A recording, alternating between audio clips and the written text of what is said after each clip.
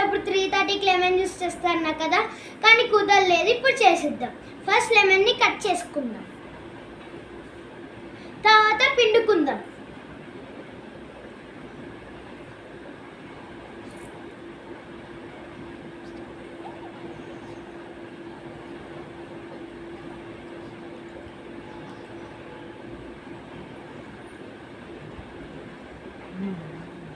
ఇప్పుడు కొన్ని water add చేసుకుందాం.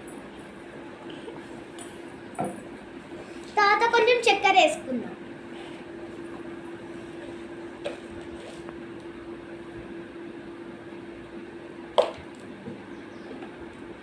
ఇప్పుడు దీన్ని మిక్స్ చేసుకుందాం.